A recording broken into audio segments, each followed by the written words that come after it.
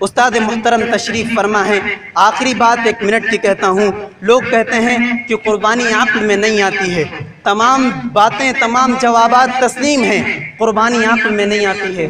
اس کا ایک بہت مختصر بہت بہترین جواب یہ ہے کہ جو باتیں ہماری عقل میں آ جاتی ہیں، جن کو ہم سمجھ لیتے ہیں، ان کو کوئی بھی کہہ سکتا ہے کہ یہ باتیں تو ممکن ہیں، یہ باتیں عقل میں آ جاتی ہیں، ان باتوں کو انسان اپنی طرف سے بنا لیتا ہے۔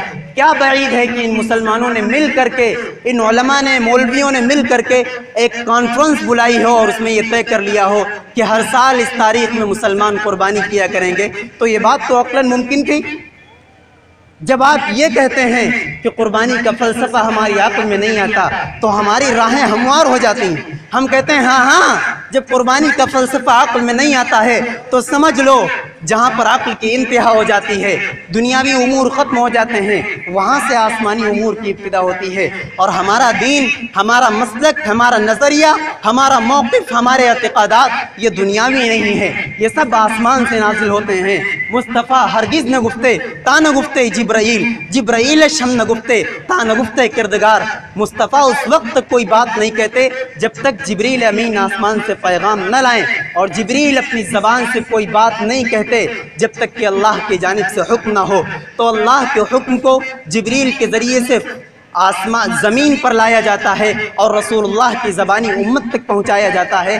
تو ہمارا یہ فلسفہ قربانی کا یہ دنیاوی ہے ہی نہیں۔ جب چیز دنیا کی نہیں ہے تو ظاہر سی بات ہے دنیا میں بسنے والے انسانوں کے عقل میں یہ فلسفہ آ بھی نہیں سکتا ہے۔